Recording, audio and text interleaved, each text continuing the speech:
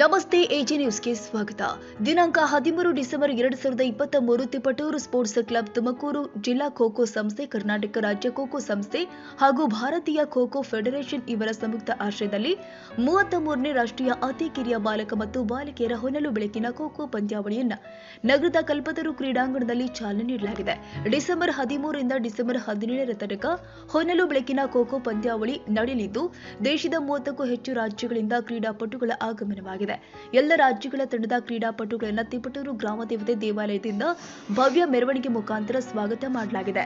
ರಾಷ್ಟ್ರೀಯ ಖೋ-ಖೋ ಪಂದ್ಯಾವಳಿಯ ಉದ್ಘಾಟನೆಯನ್ನ ಧ್ವಜಾರೋಹಣ ಮಾಡುವುದರ ಮುಖೇನ ಕೆಕೆಎಫ್ಐ ಪ್ರಧಾನ ಕಾರ್ಯದರ್ಶಿಗಳು ಆದ ಎಂಎಸ್ ಸತ್ಯಾಗಿ ಅವರು ಮತ್ತು ತಿಪಟೂರು ಸ್ಪೋರ್ಟ್ಸ್ ಕ್ಲಬ್ ಅಧ್ಯಕ್ಷರು ಆದ ಲೋಕೇಶ್ವರ ಅವರು ನೆರವೇರಿಸಿದರು.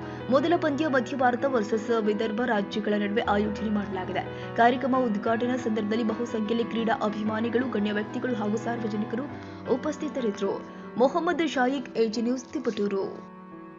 ತಾಜಾ ಸುದ್ದಿಗಾಗಿ ಎಜೆ ನ್ಯೂಸ್ 24x7 ಗೆ ಸಬ್ಸ್ಕ್ರೈಬ್ ಮಾಡಿ ಮತ್ತು ಬೆಲ್ ಐಕಾನ್ ಒತ್ತಿ ತಪ್ಪದೇ ಲಿಂಕ್ ಶೇರ್ ಮಾಡಿ.